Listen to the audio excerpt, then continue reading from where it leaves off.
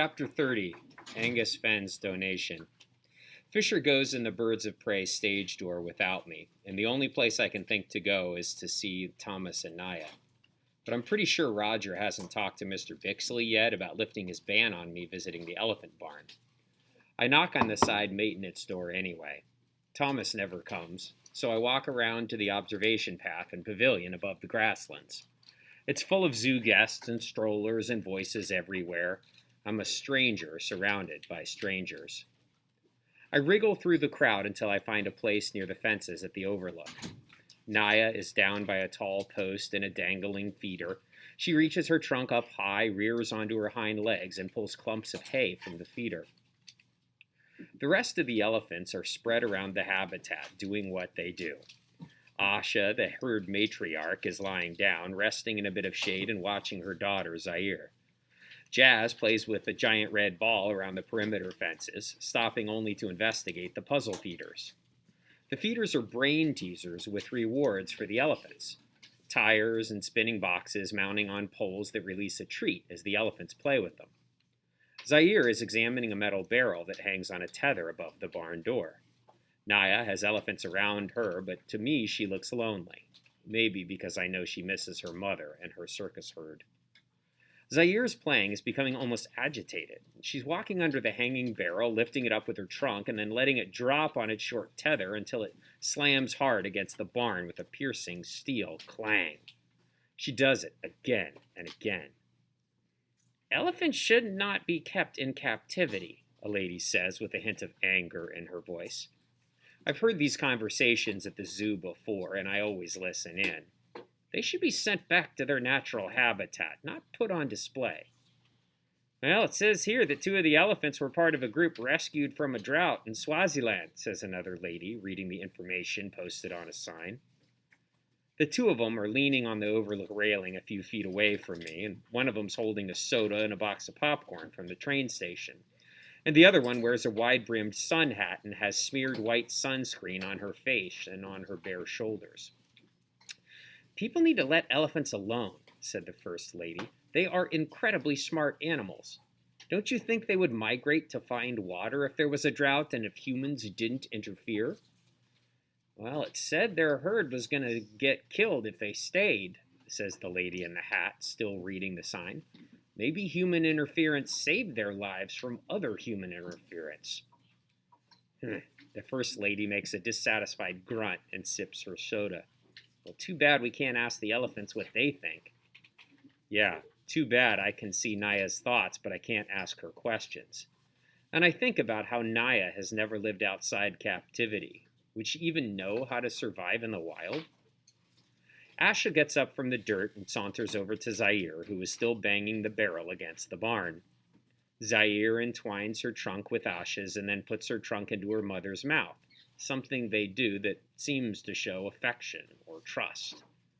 Asha then lifts her trunk and presses the underside of it against Zaire's. It calms her.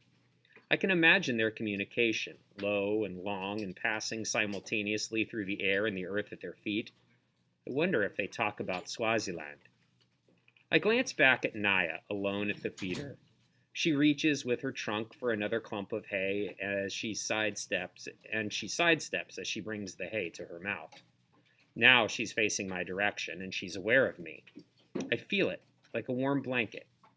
I wait and I concentrate, hoping to feel the rumblings and to see her thoughts, but nothing comes. I have to get closer to her and look into her eyes if I'm going to know any more of Naya's thoughts. And that's when I spot Thomas on the lower sidewalk between the grasslands and the Wild Kingdom Education Center. I push through the crowd and hurry down the hill to catch up with him. "Thomas!" Thomas sees me coming and waits for me, shielding his eyes from the sun. When I reach him, he says, "Mr. Bixley said you can't go inside the barn anymore, Lex." "I know," I say. "Roger's going to talk to him about that." "But," Thomas continues, like he didn't hear the part about Roger, "he didn't say anything about the back fences." "Oh," I say, feeling light and sunshine in his words. "And if my theory's correct, you only need to get close to her, is that right?" I swallow and nod. Thomas takes in a deep breath and sighs it all out. She's communicating with you, isn't she? I nod again. I knew it. Thomas smacks his leg with his hand. How in the world humans cannot hear those low frequencies? I don't know, Thomas, but I don't hear sounds. I see pictures. Pictures, huh? Like telepathy? I shrug. If that means from her brain to mine, then yeah. Well, pictures of what? Of her life at the circus before she came here, of other elephants. She wants me to find them. And Thomas, you were here when Naya and Tendai came to the zoo, right? Thomas nods. His forehead is wrinkled up from thinking so hard. Yeah, I was here. I'm the one who assimilated them into this herd. Do you know where the other circus elephants went? I don't. I'm sorry. But I can certainly look into it. I have contacts with other elephant managers and I can ask around. But we aren't really set up to bring in more elephants to our herd, Lex. More elephants in the herd would need more space than we've got. Well, we still need to look for them, I say, even though I have no idea what we can do if we find Naya's herd. I feel like I've made her a promise somehow. Thomas rubs his hand over his rough, unshaven face. I think he knows about elephant promises. What he does every day for the elephants at this zoo is like fulfilling a promise to them. They count on him. He checks his watch. Well, I've got about 10 minutes. I can take you to the back fences to see her, and I'll start looking into the other fen and circus elephants tonight, okay? Thanks, Thomas, I say, following him to a locked gate in one of the perimeter fences.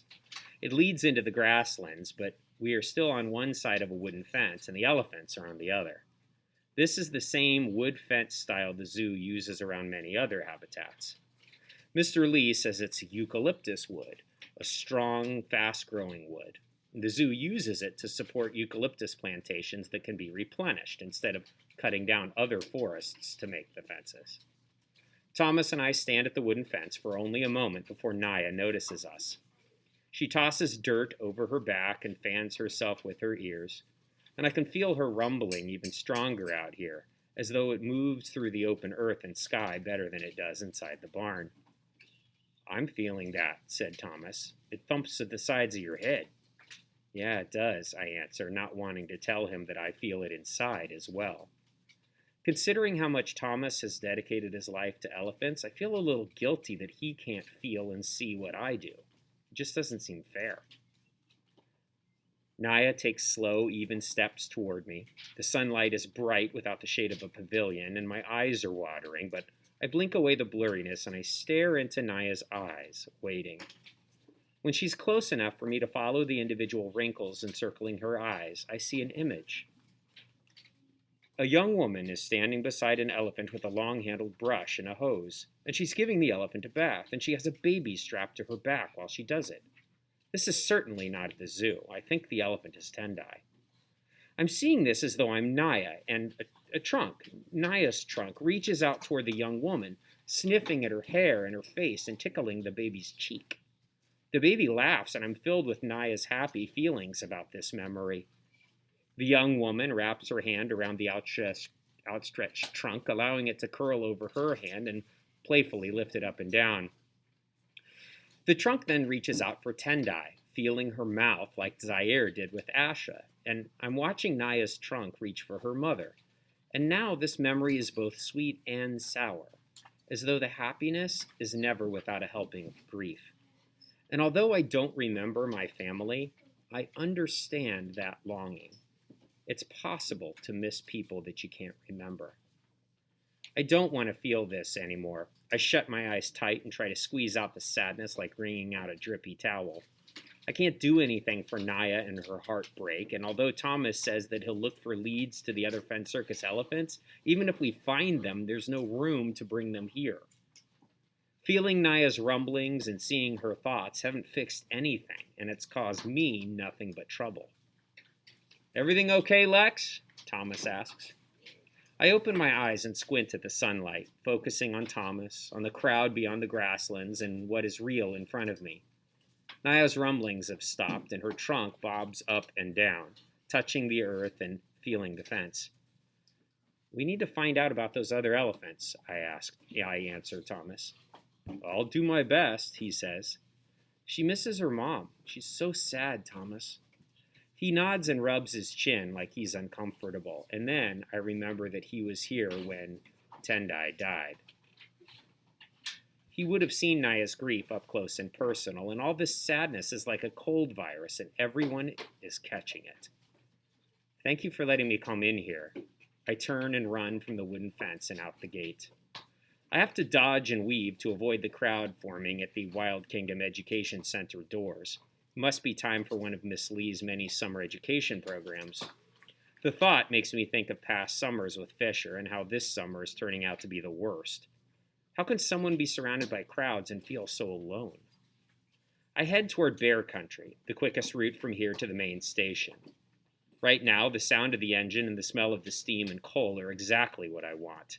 Something real and something in the present. Something that isn't going to ask me to fix something that I can't. I'm going to go give the zoo train speech. With each step I take away from the grasslands, the sun beats hotter, the bug swarms are peskier, and my curly hair gets thicker on my neck. Naya's images have made everything feel so mixed up, and I'm angry. Not at Naya, but at something. I'm angry about being called an elephant girl, and that I let it get me so much now that Fisher is angry with me. Well, maybe he isn't exactly angry, but he isn't happy, and he doesn't want to hang out with me. I'm here, says the wind, as though it's more important than all of that. Shut up, I say. I take the path behind Bear Country and cut through the giraffe encounter.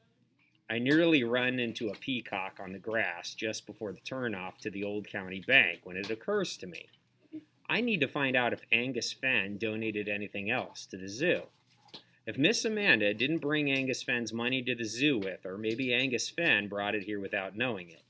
And if he was quitting the circus life, he probably got rid of lots of things.